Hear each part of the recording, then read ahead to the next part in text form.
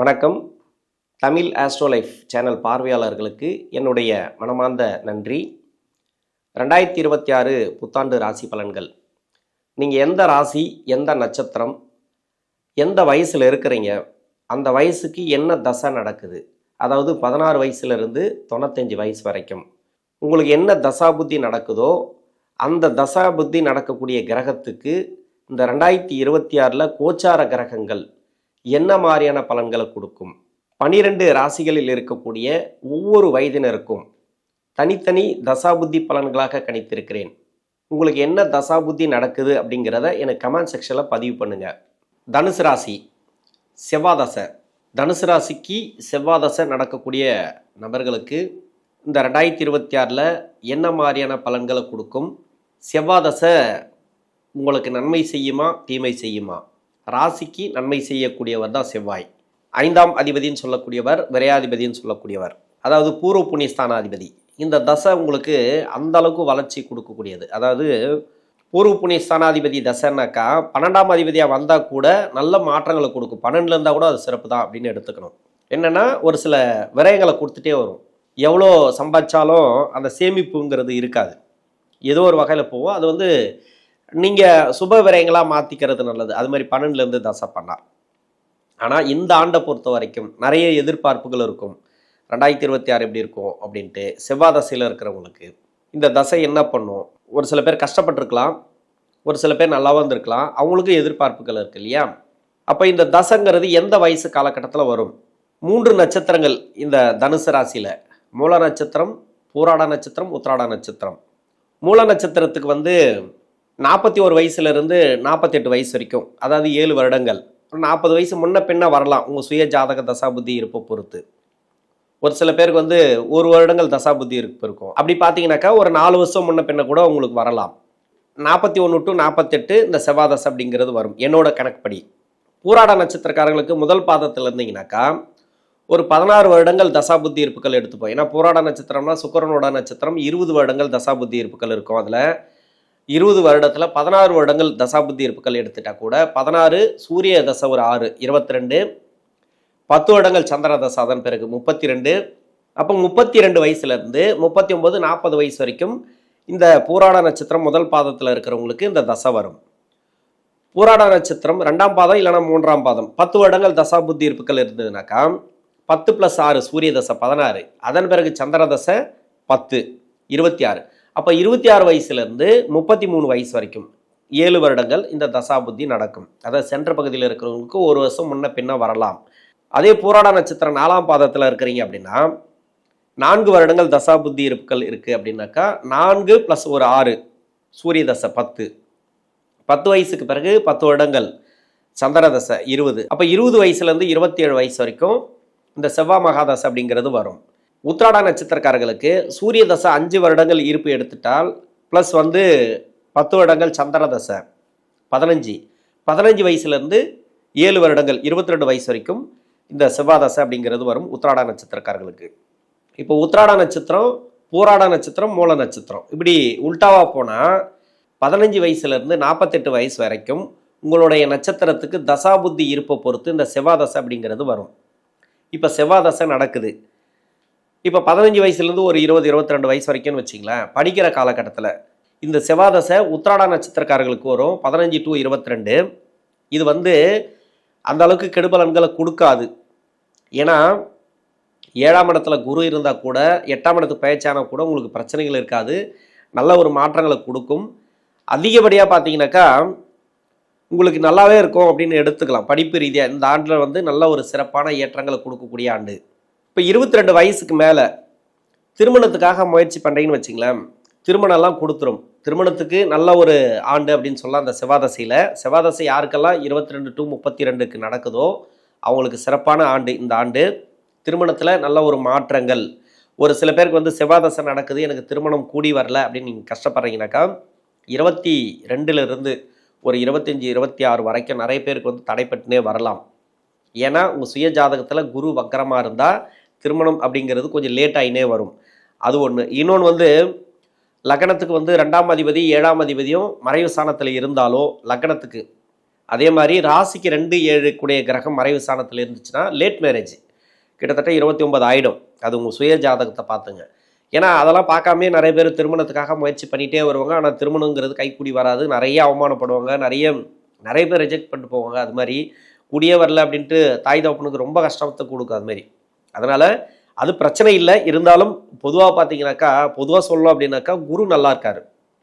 உங்களுக்கு திருமண வாய்ப்புகள் அதாவது நல்லா இருக்குது அப்படின்னாக்கா, இப்போ குரு நல்லா இருக்கு உங்கள் சுய ஜாதகத்தில், ஓகே இந்த ஆண்டு திருமணம் கூடி வந்துடும். சனி வந்து 4ஆம் இடத்துல தான் டிஸ்டர்ப் பண்ணலை. அப்போ திருமண ரீதியாக ஏற்றத்தை கொடுக்கும்.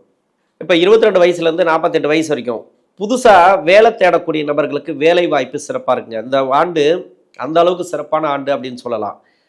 4ஆம் இடத்துல தான் சனி பகவான். ஆனால் வேலை ரீதியாக ஒரு சில பேருக்கு வந்து டிஸ்டர்பன்ஸை கொடுத்துட்டே இருப்பார். ஏன்னா அர்த்தாஷ்டம சனி அப்படின்றதுனால மட்டும் இல்லை, இது செவ்வாய் தசை. அந்த இடத்துல செவ்வாய் இருந்துச்சுன்னா, இல்லை செவ்வாய் வந்து சனி பார்க்கக்கூடிய இடத்துல இருந்துச்சுன்னா, அதாவது சனி இருக்கக்கூடிய இடத்துல செவ்வாய் இருந்தாலோ, சனி பார்க்கக்கூடிய இடத்துல செவ்வாய் இருந்தாலோ, இப்போ ராசிலே செவ்வாய் இருக்கிறான்னு வச்சுக்கலாம், 10ஆம் பார்வையாக சனி பார்வை இருக்குது. இது மாதிரியான இடங்களை இருந்து தசை பண்ணிச்சுன்னா அந்த செவ்வாய் பகவான் கொஞ்சம் டிஸ்டர்பன்ஸாக கொடுத்துட்டே வரும். இது வேலை ரீதியாக, அதாவது வேலையில் இருக்கிறீங்க, ஒரு வேலை புதுசாக வேலை தேடினாலும் வேலை கிடைக்கும். இல்லை வேலையில் இருக்கிறேன், இந்த வேலையை மாற்றணும்னு நினச்சாலும் இப்போ மாற்றலாம்.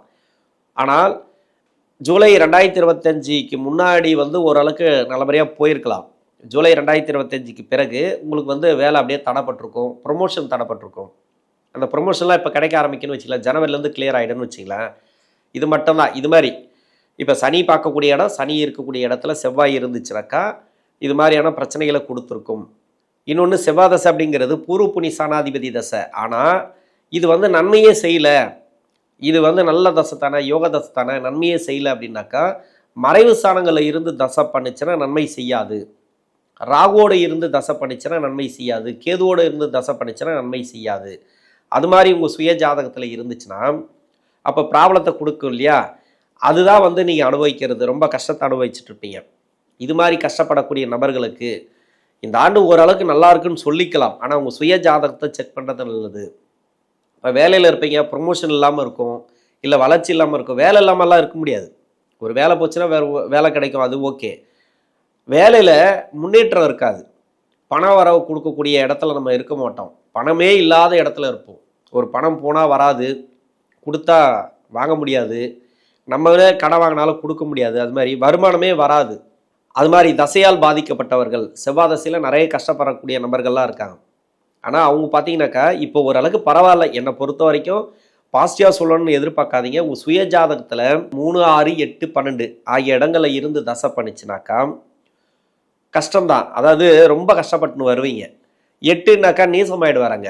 அப்போ நீசமாக இருக்கக்கூடிய செவ்வாய் இருக்கு இல்லையா, அது எப்படி தசை நல்லது பண்ணும், கெடுபலனை பண்ணும். நீசம் பெற்ற ராசி அதிபதி இருக்கார் இல்லையா, அதாவது சந்திர பகவான் வீட்டில் தான் இந்த செவ்வாய் நீசமாகும். அந்த ராசியாதிபதி இங்கே இருக்கார், அதாவது இந்த ராசியில் இருக்கிறார். அவர் 6ஆம் இடத்துல மறைஞ்சிட்டார். கடுமையான சோதனைகளை அனுபவிச்சுட்டு இருப்பீங்க. அது மாதிரி இருந்தால், நீசமாக இருந்தால். இன்னொன்று வக்கரமாக இருந்தால் பரவாயில்ல, நீச வக்கரமாக இருந்தால் உச்ச பலனை கொடுத்துரும். மற்றபடி பார்த்தீங்கன்னாக்கா இதே மறைவு ஸ்தானங்கள்லேருந்து தசை பண்ணுறவங்களுக்கு நிறைய கஷ்டத்தை அனுபவிக்கக்கூடிய நபர்களுக்கு உங்கள் சுய ஜாதகத்தை செக் பண்ணுங்கள். மறைவு ஸ்தானத்தில் இல்லை அப்படின்னாக்கா இந்த ஆண்டு சிறப்பாக இருக்கும், நல்ல ஒரு வளர்ச்சிகளை கொடுக்கும். வேலையில் வந்து ப்ரொமோஷன்லாம் எதிர்பார்த்துருந்தீங்கன்னாக்கா 2025 ஒரு சில பேருக்கு தடைப்பட்டிருக்கலாம். ஜூலையிலேருந்து நான் நிறைய சொல்லிட்டேன். இப்போ ஓரளவுக்கு வேலை மாற்றங்கள், அது ப்ரொமோஷன் கிடைக்கிறது. அது மாதிரி ஒரு சில பேர் வந்து வெளிநாடு சம்மந்தப்பட்ட வேலை தேடுவாங்க. அது வெளிநாடு சம்மந்தப்பட்ட வேலைலாம் கிடைக்கும். வெளிநாடு சம்மந்தப்பட்ட வாய்ப்புகள் அதெல்லாம் ஓகே. கணவன் மனைவிக்குள்ளே ஒற்றுமை இல்லாமல் கூட இருக்கலாம். அதாவது செவ்வாய் வந்து பாதிக்கப்பட்டிருந்தால் கணவன் மனைவிக்குள்ளே ஒற்றுமை இல்லாமல் இருக்கும். ஒரு சில பேருக்கு வந்து டைவர்ஸ் வரைக்கும் போயிருக்கும். அது மாதிரி அதெல்லாம் வந்து பார்த்தீங்கன்னாக்கா ஓரளவுக்கு நீங்கள் பேசி முடிவுக்கு வந்துடுங்க. வீட்டில் வந்து அதாவது கணவன் மனைவிக்குள்ளே கருத்து வேறுபாடுகள் வந்துச்சுன்னா ரொம்ப அனுசரித்து போகிறது நல்லது, விட்டு கொடுத்துட்டு போகிறது நல்லது. இது செவ்வாய் தசை. இத்தனைக்கும் வந்து 7.5 சனி கிடையாது, அஷ்டம சனி கிடையாது. இது மாதிரியான டைமில் வந்து நிறைய கஷ்டத்தை கொடுக்கும்.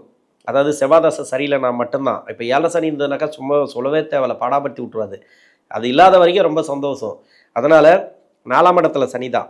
இப்போ 4ஆம் இடத்துல சனி தான். ஒரு சில பேர் வந்து இடம் வாங்கி போடுறது, வீடு கட்டுறது, அது மாதிரி வந்துடும். இப்போ வந்து உங்களுக்கு தசை நல்லா இருக்குன்னு வச்சுக்கலாம். இப்போ வந்து நிறைய பிளான் பண்ணியிருப்பீங்க. இடம் வாங்கலாம் அப்படின்ட்டு பிளான் பண்ணியிருப்பீங்க, இல்லை வீடு கட்டணும் அப்படின்ட்டு பிளான் பண்ணியிருப்பீங்க. எதுவாக இருந்தாலும் சரி, இப்போ வேலையை வச்சு வந்து லோன் கேட்குறதெல்லாம் இருக்கு இல்லையா, அதெல்லாம் இந்த ஆண்டில் கிடைக்கும். ஒரு லோன் வாங்கியாவது ஏதோ ஒரு இடம் வாங்குறதோ இல்லை வீடு கட்டுறதோ இல்லை குழந்தைகளோட செலவு இருக்கு இல்லையா, அது மாதிரி நிறைய சுப செலவுகள் நிறைய நடக்கும். வீட்டில் சுப விசேஷங்கள் அதுமாதிரி நிறைய நடக்கும். செவ்வாய் வந்து உங்களுக்கு நல்ல இடத்துல இருந்து தசை பண்ணாலே போதும், மற்றபடி வேறு ஒன்றும் இல்லை. நான் தொழிலுக்கு சொல்லிட்டேன். இன்னொன்று, இந்த மறைவு ஸ்தானத்தில் இருக்கக்கூடிய செவ்வாய் இருக்கு இல்லையா, தொழில் பண்ணுறவங்க கொஞ்சம் கவனமாக பண்ணுங்கள். தேவையில்லாத பணத்தை போட்டுனே இருக்காதீங்க. உங்கள் சுய ஜாதகத்தை செக் பண்ணிவிட்டு தொழில் பண்ணுங்கள். இருந்தாலும் அந்த செவ்வாதசைங்கிறது அந்த அளவுக்கு நன்மை செய்யுமா அப்படின்னு சொல்ல முடியாது. நீசமாக இருந்தாலும் தொழில் பண்ணவே முடியாது. தொழிலில் ரொம்ப கஷ்டத்தை கொடுத்துரும். அதே மாதிரி 3, 6, 8, 12னா கடனை கொடுக்கும். மறைவு ஸ்தானத்தில் இருந்தால் கூட கடனை கொடுக்கும். எப்படி 12ஆம் இடத்துல அவரோட வீடு ஆட்சி பெற்றிருந்தா கூட கடனை கொடுத்துரும். இதே மாதிரி 3, 6, 8, 12 அப்படின்னாக்கா இது வந்து அவயோகம் செய்யக்கூடிய இடங்கள் ஒன்று மறைவு ஸ்தானங்கள். இப்போ பலம் கொண்ட தசை, அதாவது நன்மை செய்யக்கூடிய தசை கெடுபலன்களை கொடுத்துரும். அது அங்கேருந்து ஒரு சில கிரகங்களோடு சேர்ந்து இருந்தால் அது நல்லது அப்படின்னு சொல்லலாம். அதுக்கு வந்து நிறைய விதிவிலக்குகள் உண்டு. ராகு கேதுவோடு சேர்ந்து இருந்து தசை பண்ணாலும் நிறைய கஷ்டத்தை கொடுக்கும். இது மாதிரி செவ்வாதசையில் கஷ்டப்படக்கூடிய நபர்கள் கொஞ்சம் பார்த்து தொழில் பண்ணுங்கள்.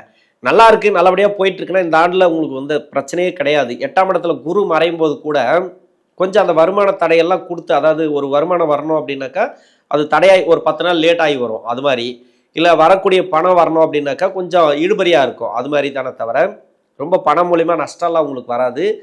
இடம் அப்படிங்கிறது இடம் சார்ந்து நல்ல ஒரு முன்னேற்றம். சொத்து ரீதியாக யாருக்காவது ப்ராப்ளம் இருந்துச்சுன்னு வச்சுக்கலாம், அந்த சொத்து ரீதியாக ப்ராப்ளம் வந்து இந்த ஆண்டில் சால்வ் ஆகும். அதாவது கேஸு ஏதாவது வழக்குகள் எது இருந்தாலும் சரி, உங்களுக்கு சொத்து ரீதியாக வழக்குகள் எந்த மாதிரியான கேஸ் இருந்தாலும் சரி, அது இந்த ஆண்டில் வந்து ரிலீஸ் ஆகிடும். நல்லாயிருக்கும். ரிலீஸு அப்படிங்கிறது உங்களுக்கு சாதகமாக முடியக்கூடிய வாய்ப்பு இருக்குது. இந்த தனுசு ராசியில் இருக்கக்கூடிய 3 நட்சத்திரங்கள், மூல நட்சத்திரம், பூராட நட்சத்திரம், உத்திராட நட்சத்திரக்காரர்களுக்கு இந்த செவ்வாதசை அப்படிங்கிறது ஒரு நல்ல ஒரு மாற்றங்களை கொடுக்கும். நன்றி.